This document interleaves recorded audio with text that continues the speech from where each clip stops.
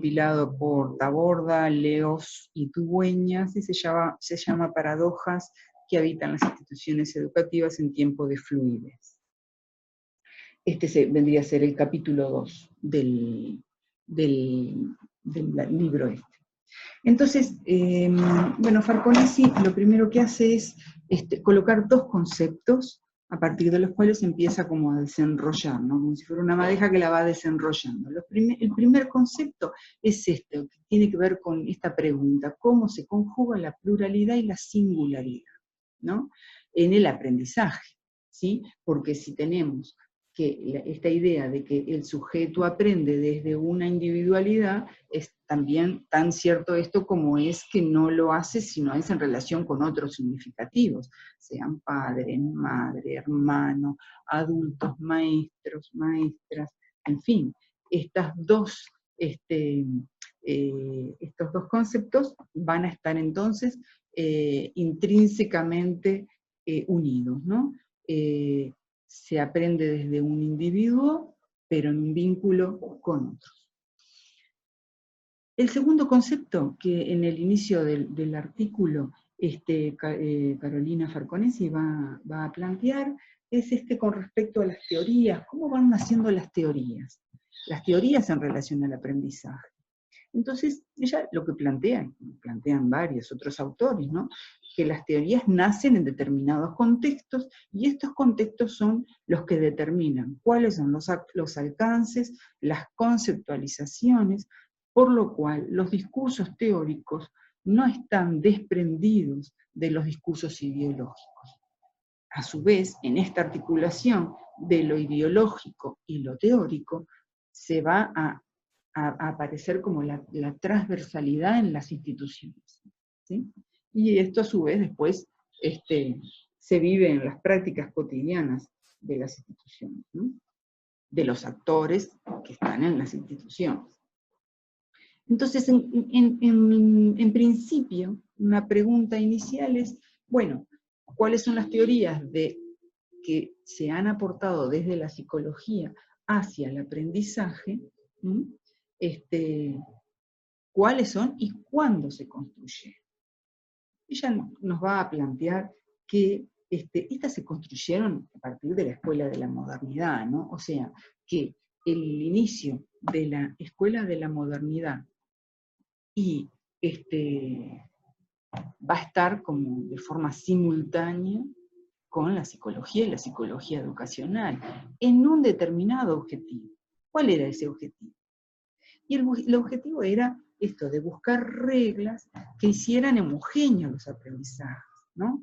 Porque recuerdan, ¿no?, que la escuela de la modernidad, como van a ver en otros videos que trabajamos más adelante, ¿no?, cuando se trabaja Folari, por ejemplo, van a ver qué es esto, ¿no?, que reproduce un poco el modelo de la fábrica, el modelo de la serie, el modelo de la sociedad industrial, ¿no? En donde, bueno, todos salen o deben salir con un mismo aprendizaje, ¿sí?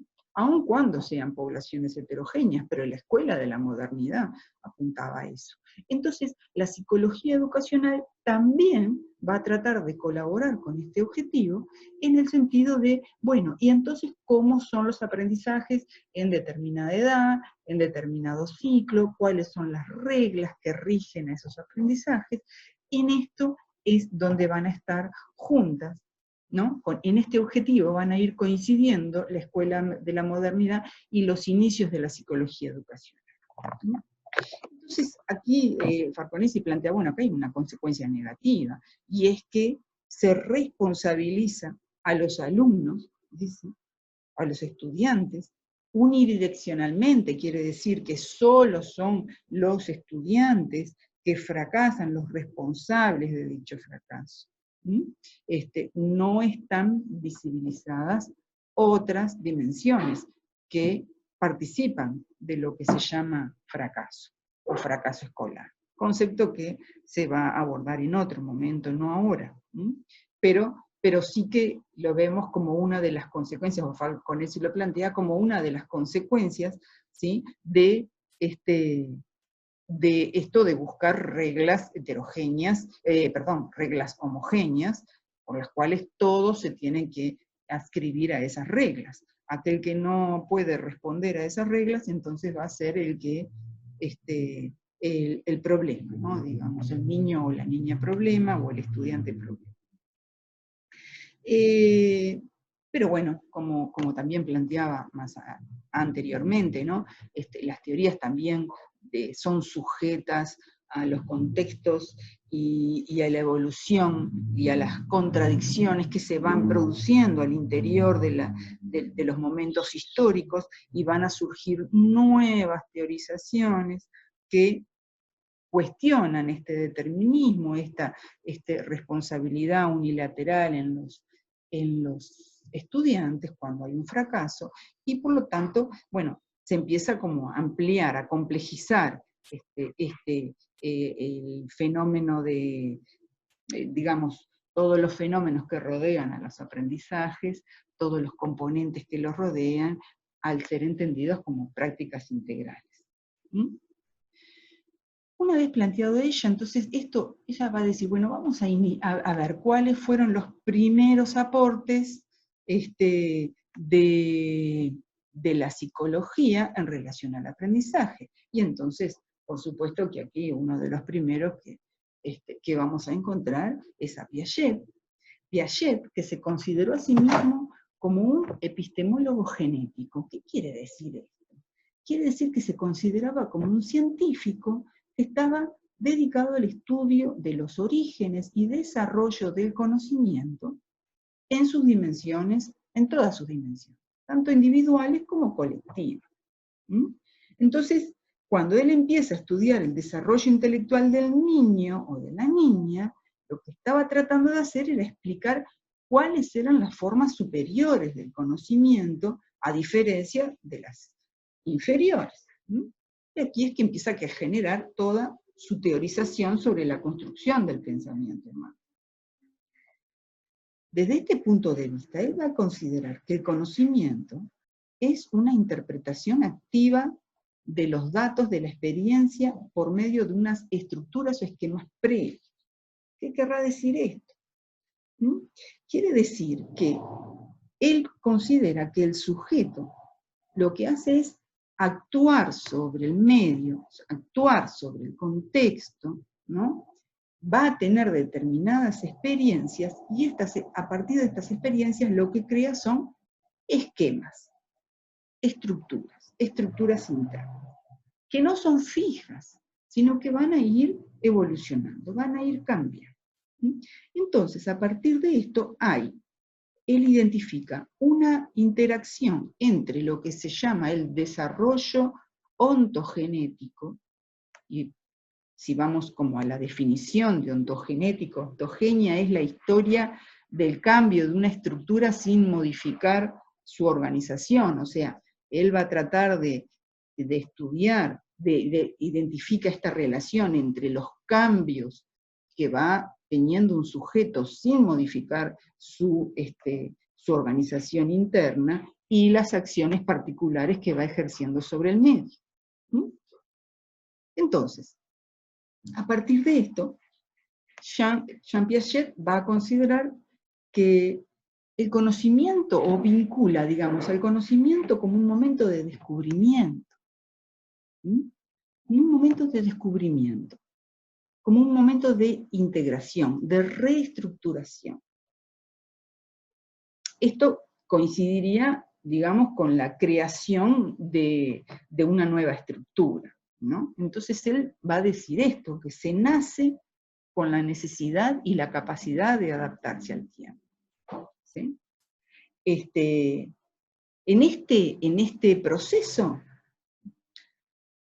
proceso que él llama de adaptación, va a identificar otros dos procesos, que son la asimilación, ¿no? Y por asimilación entiende la integración de elementos del mundo exterior que se modifican para poder ser integrados, y la acomodación, que la acomodación es la modificación de las estructuras internas para poder integrar estos nuevos elementos.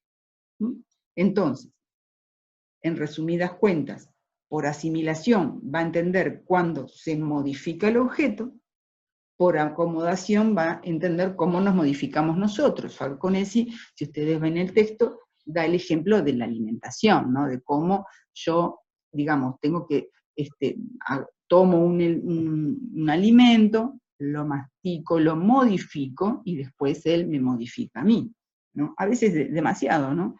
Pero bueno, este es el interjuego que plantea ella, Piaget, estamos hablando de Piaget, me fui con el ejemplo de Farconesi, donde habla de esta relación, esta interacción entre asimilación y acomodación, que es lo que produce un equilibrio. Entonces, en algún momento se produce un desequilibrio cognitivo, algo, ¿no? Dicen lo asimilable, lo que se puede asimilar, está dado por la capacidad de generar un desequilibrio. Este es un concepto bien interesante que plantea Piaget, que muchos de los docentes utilizan en sus prácticas, ¿no? Educativas. Probablemente muchos de ustedes sean maestras, profesores, profesoras, y esto de Piaget ya lo tienen más que sabido, y esto lo utilizan con frecuencia en sus clases, en el sentido de poder generar aquellos desequilibrios, aquella información nueva que genera como una contradicción con lo que ya tienen, ¿no? Con lo que ya tiene el estudiante, y eso fuerza a ir a formar un nuevo esquema, digamos.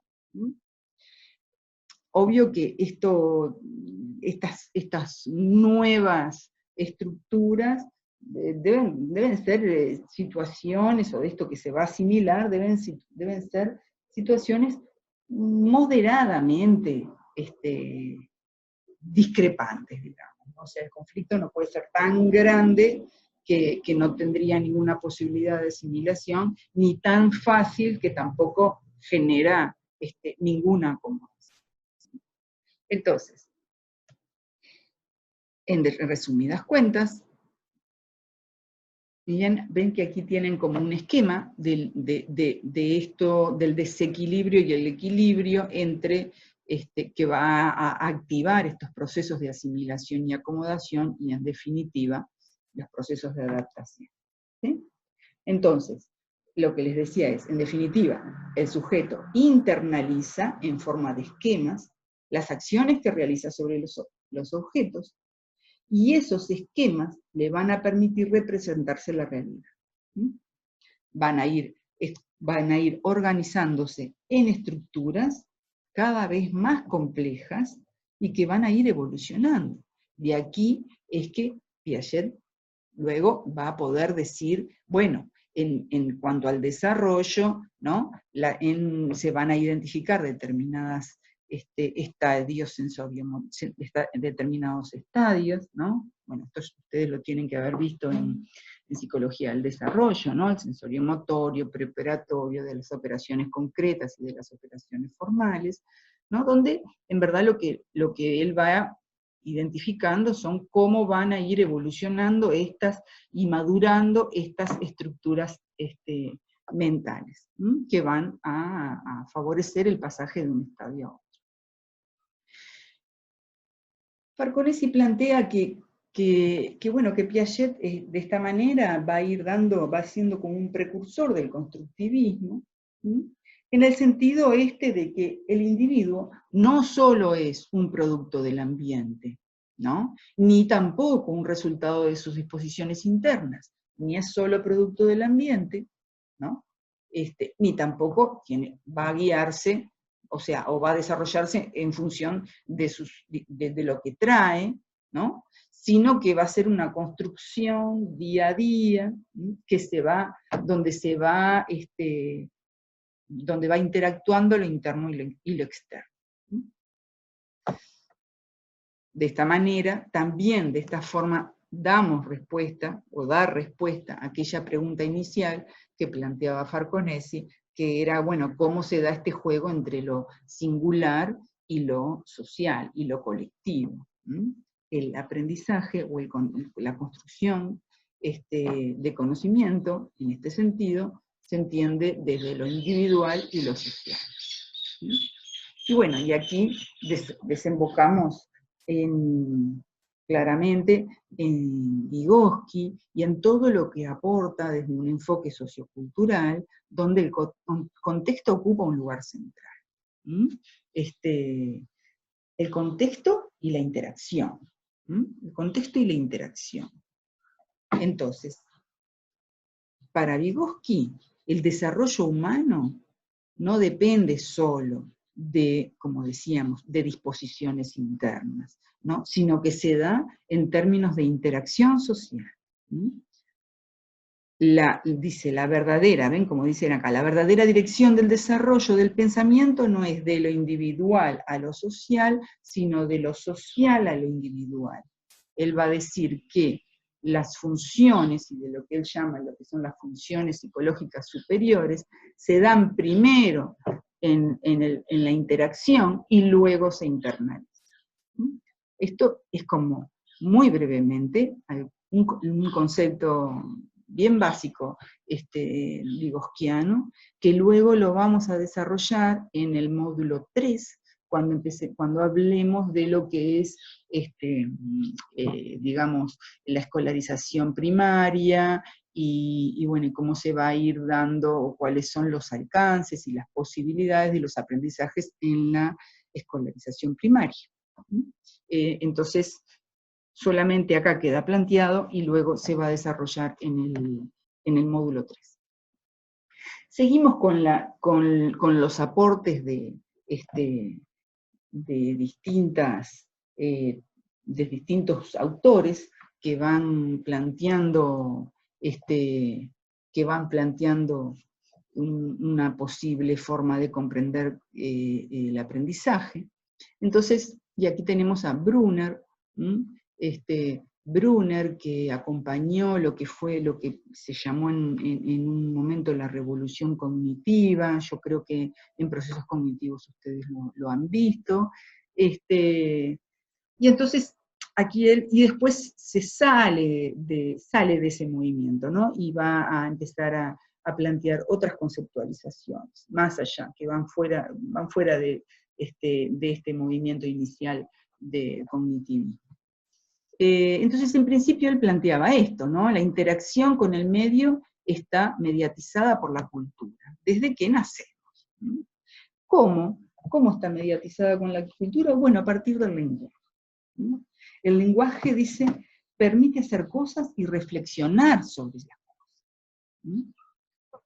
Dice, cuando un adulto acompaña sus actos con verbalizaciones, ¿no?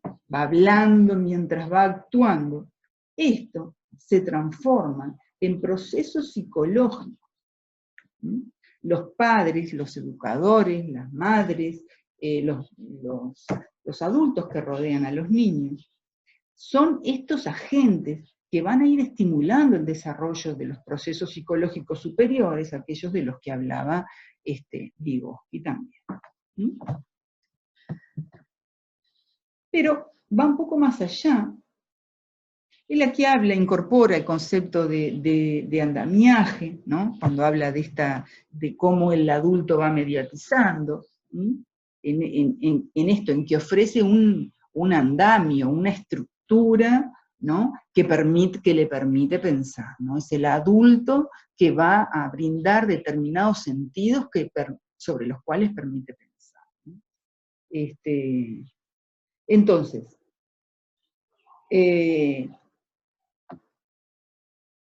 después que sale del movimiento de la revolución cognitiva, empieza como a trabajar sobre este concepto del lenguaje, y de cómo los seres humanos interpretamos las acciones.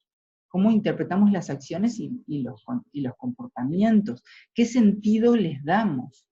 Entonces, para él, aprender es asignar sentidos, es establecer relaciones. Y va a ser muy importante, entonces, comprender cómo las personas construyen sentido sobre la realidad, ¿no? Fíjense, miren la diapo que tenemos aquí, ¿no? Es una imagen, ¿no?, de la calle, y sobre la imagen de la calle, una foto, ¿no? Es como una foto sobre la foto, digamos. O sea, lo que nosotros vemos una misma realidad, pero lo que vamos a hacer es construir un sentido sobre esa realidad.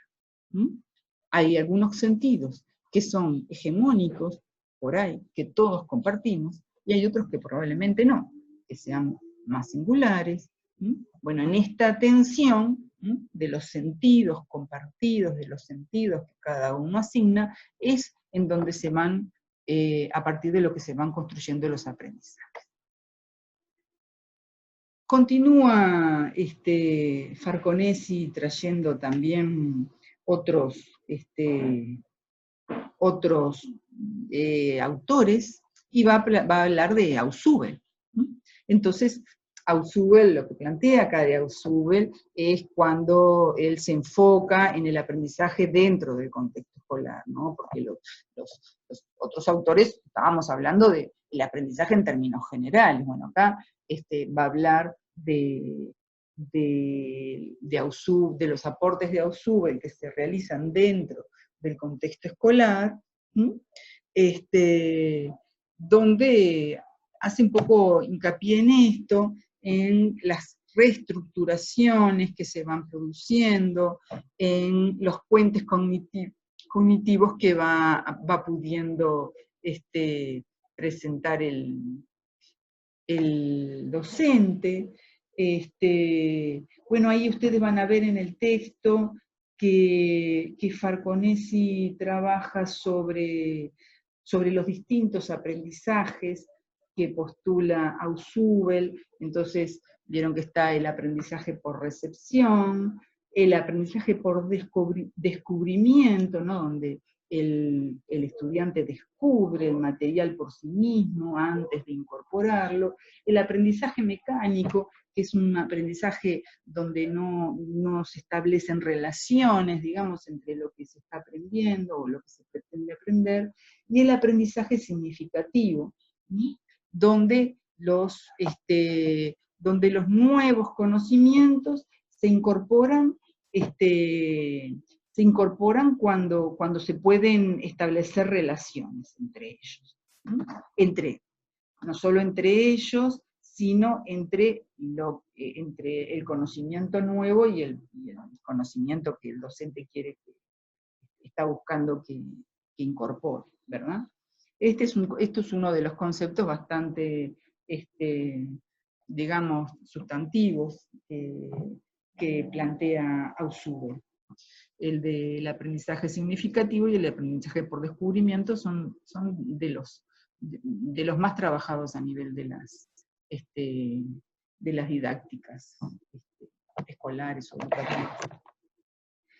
Posteriormente, Farconesi va a trabajar sobre Paulo Freire,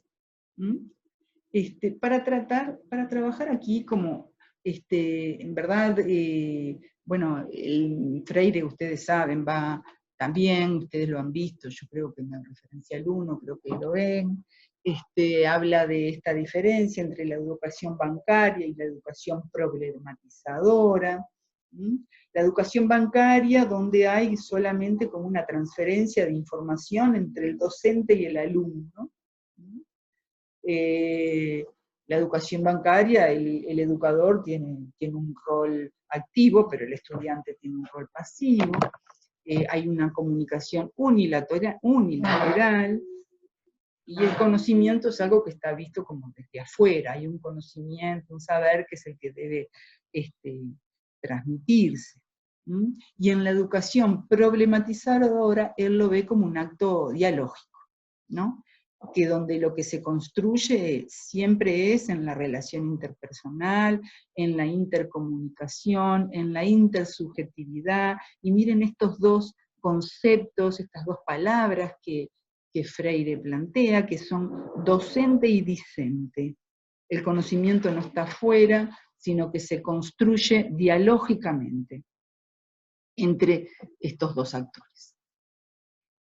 Seguimos con los aportes desde distintas teorías sobre el aprendizaje, y aquí hay algunos que tienen que ver con el psicoanálisis y la psicología social, y aquí van a ver ustedes dos grandes exponentes de la psicología social, como son Enrique Pichon-Rivière y Ana Pampliega de Quiroga, donde incorporan este concepto de la subjetividad, ¿no? Entonces van a decir que el aprendizaje, ¿no?, tiene una función constitutiva de la subjetividad. Quiere decir, el aprendizaje, o sea, no solo aprendemos cosas, contenidos, sino que los aprendizajes nos van construyendo subjetivamente. Y aquí, en esto, se enlaza con el primer video que trabajaban ustedes, sí, espero que ya lo hayan leído, o leído el artículo y visto el video, que es el de Corea, que habla sobre qué es la subjetividad.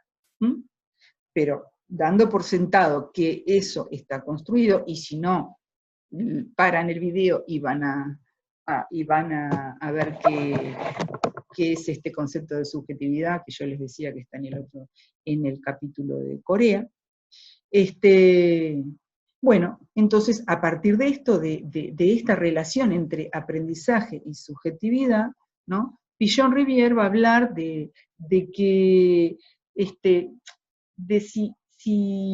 esto sucede, o sea, que nos construye subjetivamente y nos permite transformar, y van a tener un carácter transformador si no se concibe como una acumulación memorística de información, ¿no? O sea, si verdaderamente hay una apropiación de estos conocimientos, si se relacionan con conocimientos ya, que ya tenemos, si transforman algunas cosas que ya sabemos y que a su vez nos permiten actuar sobre la realidad.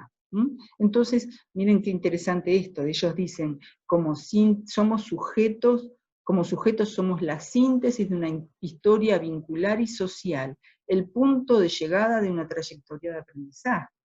Esto es, ustedes al llegar a este punto de la formación en psicología, ya traen una cantidad de aprendizajes, una cantidad de modalidades de acercarse al conocimiento, ¿no?, que va a estar construido desde sus historias vinculares, desde sus experiencias anteriores, con docentes, en la escuela, en el liceo, en otros ámbitos de formación.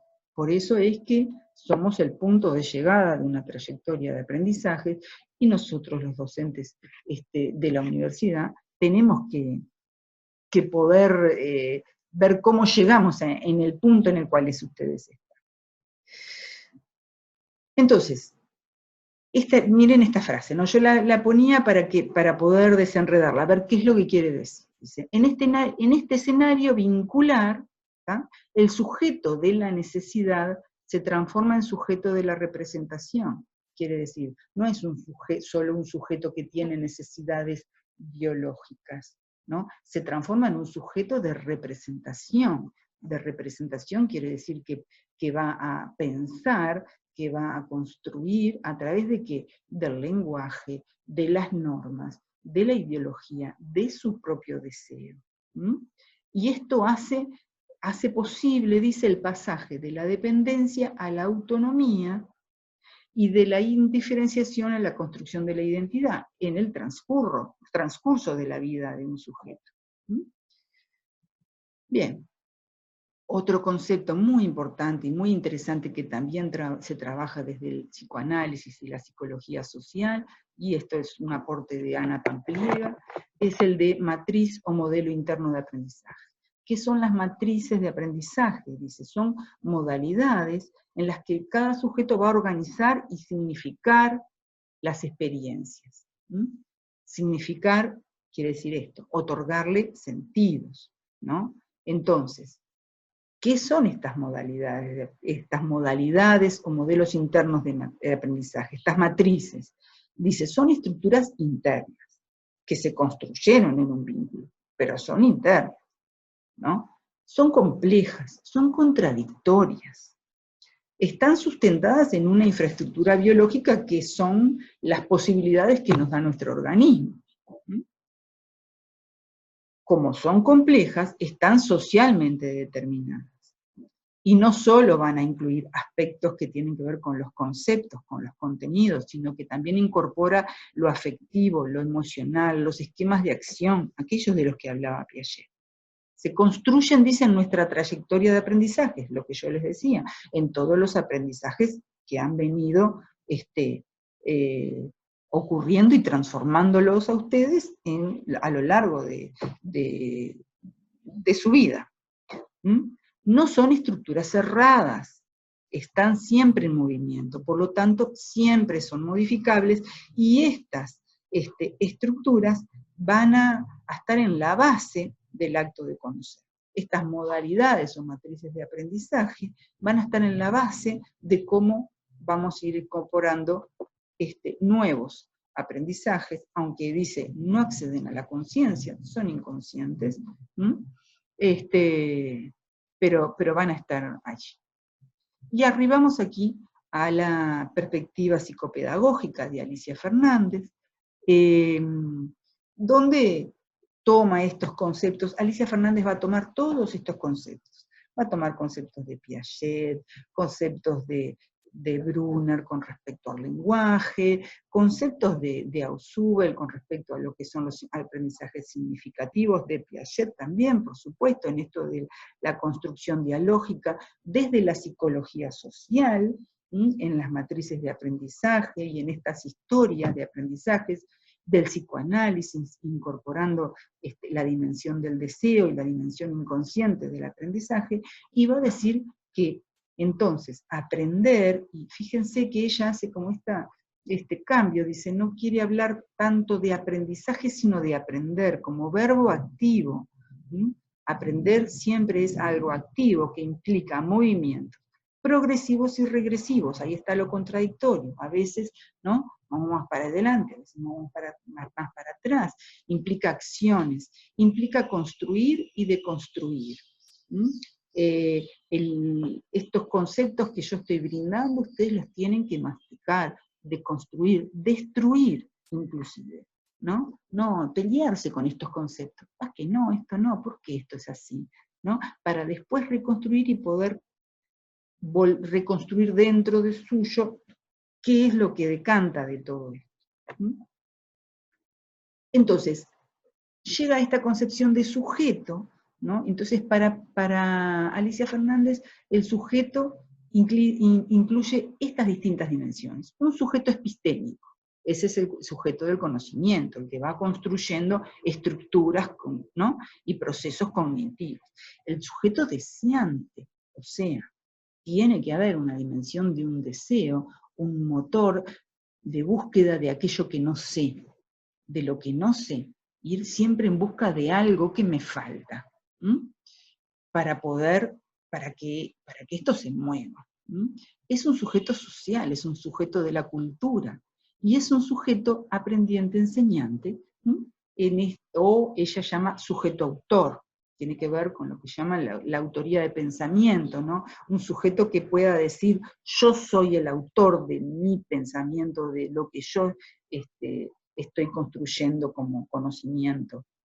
No es algo que es el pensamiento del docente, es el pensamiento del tal autor, es el mío.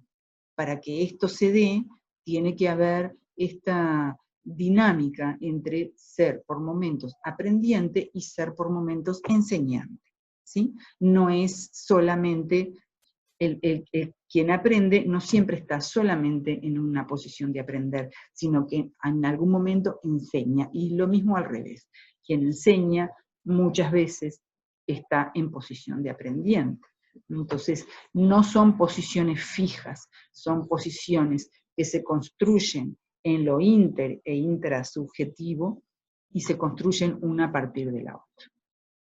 Fíjense en este esquemita que no está en el texto de Farconesi, está en el texto de la inteligencia atrapada. Y yo, bueno, acá puse una foto que se ve más o menos, pero quería acercarles el esquema donde ella explica cuáles son todas las dimensiones que intervienen en el aprendizaje. Entonces, interviene un aprendiente, ¿sí?, y un enseñante.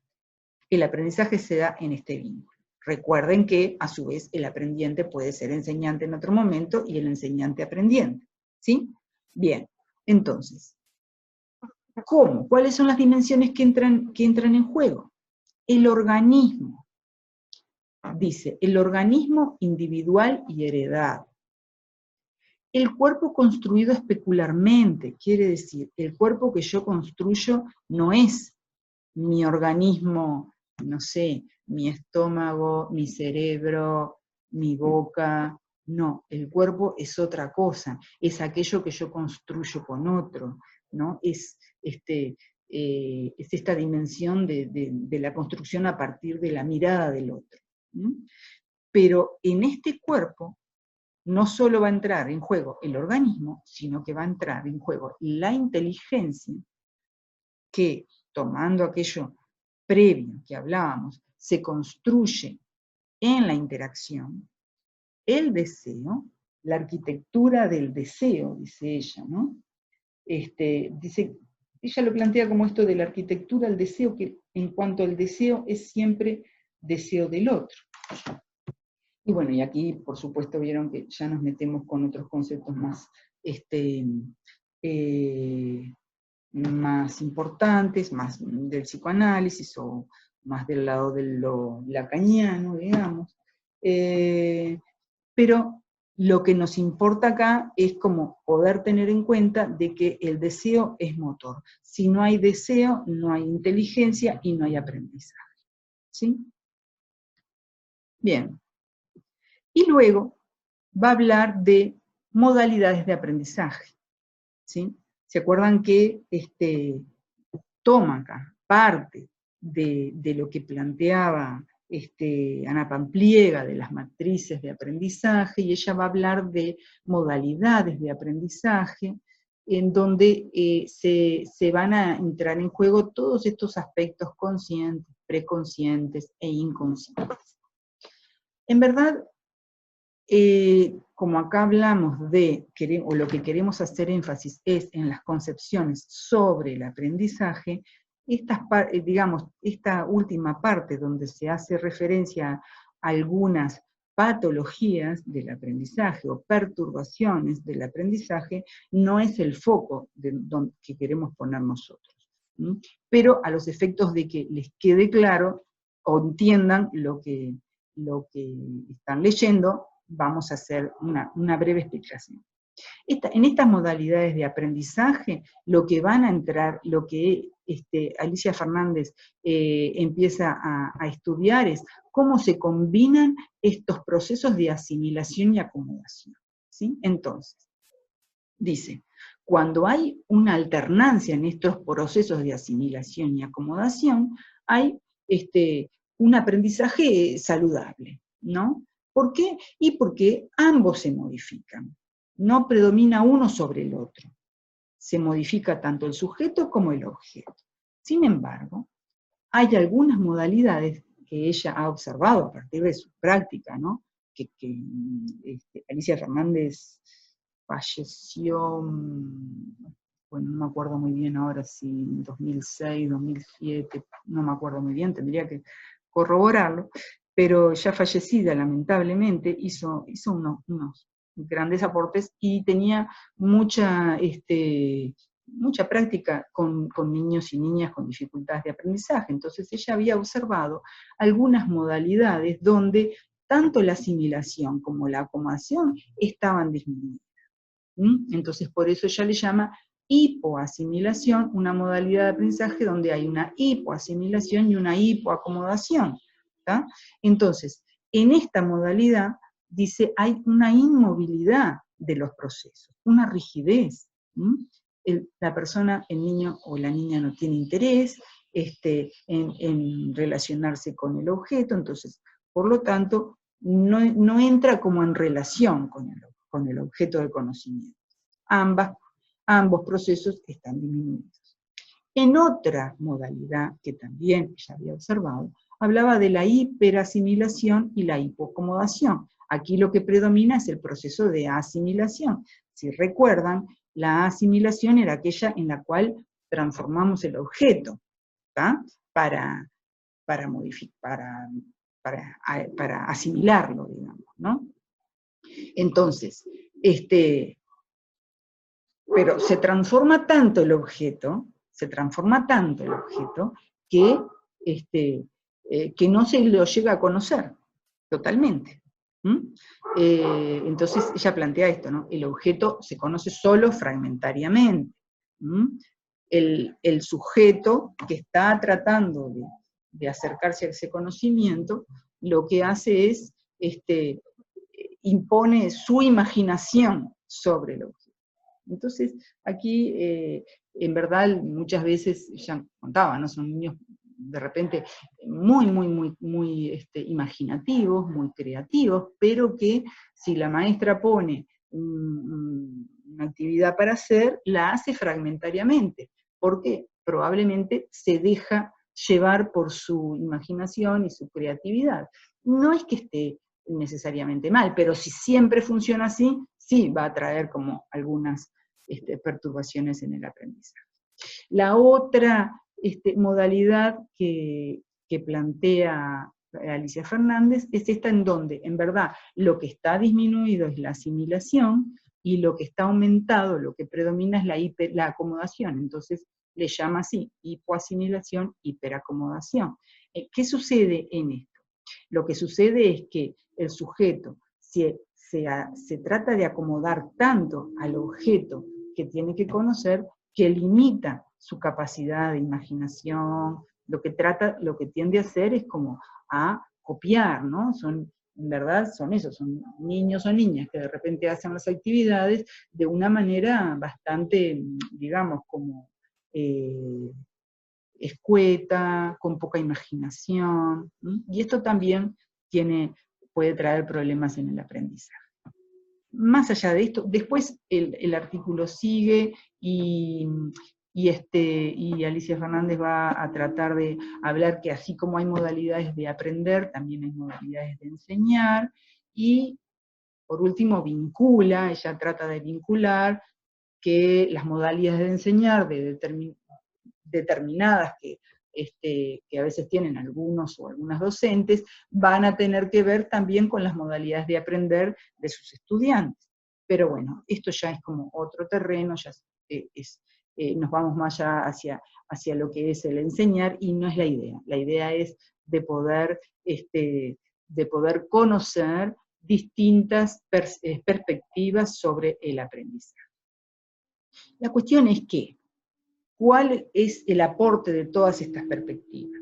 Es, primero, considerar al sujeto como una totalidad, ¿no? Y considerar al aprender como una acción del sujeto sobre el medio, en donde se pone en juego lo afectivo, lo emocional, lo intelectual, el cuerpo, la historia de los vínculos, las condiciones de vida, las creencias, los conocimientos que provienen de la cultura.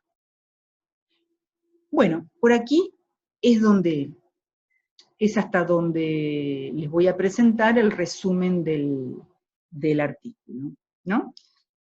A modo de juego, y para que ustedes también puedan chequear, pensar a qué corresponde cada una de estas frases, les dejo este desafío.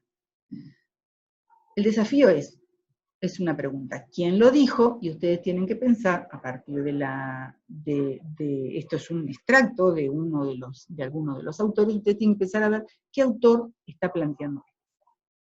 ¿Quién lo dijo? Nuestro problema, desde el punto de vista de la psicología, es explicar cómo la transición se hace de un menor nivel de conocimiento a un nivel que parece ser mayor. Les dejo unos segundos para pensar.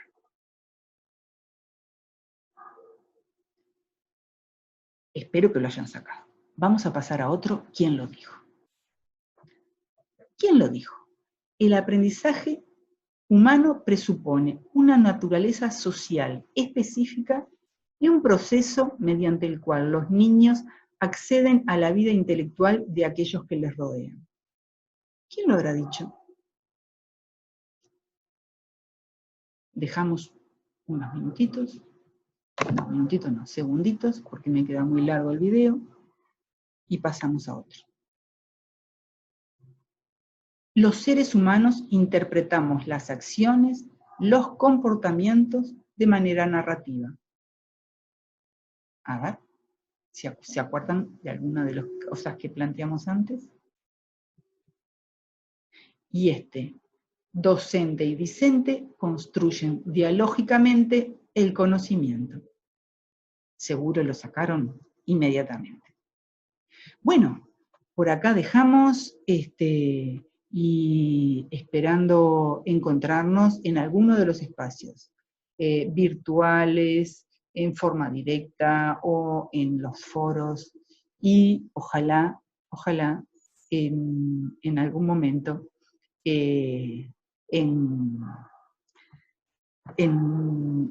por la facultad, por algún pasillo de la facultad, ¿no? Porque esto en algún momento va a pasar, muchachos y muchachas. Va a pasar, nos vamos a ver, así que esperen que trato de dejar de compartir para saludarlos. Donde dice dejar de compartir, acá, no, bueno.